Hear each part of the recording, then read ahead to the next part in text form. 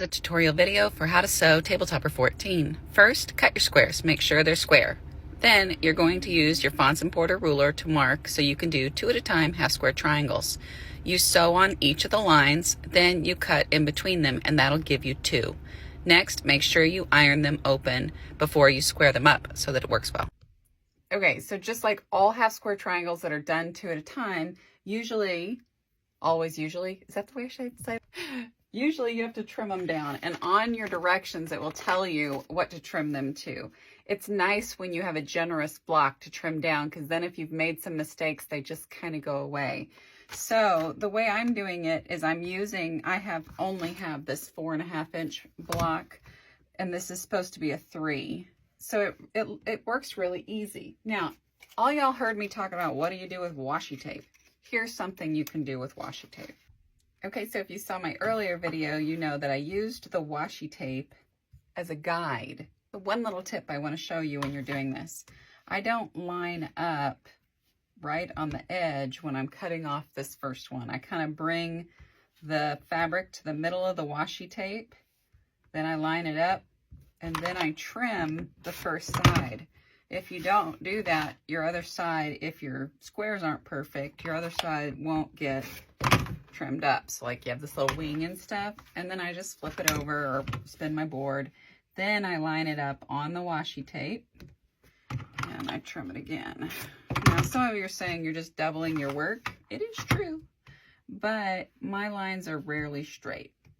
So I have to often double my work, just like.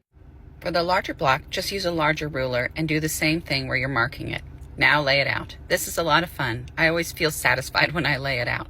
Make sure they're all laid out right, or you might sew them together wrong, like I've done in the past. Okay, so when you lay this all out, it's not all gonna match up perfectly. We can allow for seam allowances and so on.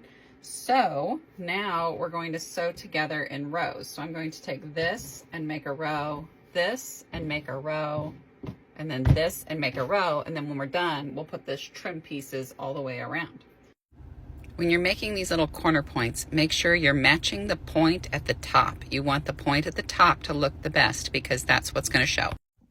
Okay, so for these 2 half square triangles, when I sewed them together, I then ironed open the seam in the middle because it would lay a little bit better. Then when I sewed it to this one, so I sewed it to the blue here, I just ironed that seam up. I ironed to the dark side, and then when I did the sides, I did the same thing. So now I'm going to put the rest of these blocks together, and we're almost done with this table topper. Isn't that amazing? Super fast and easy. When you buy the kit from the Quilted Cow, it comes with the batting and the backing.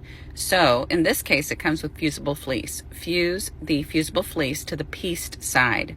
Then you're going to pin it so it all stays together.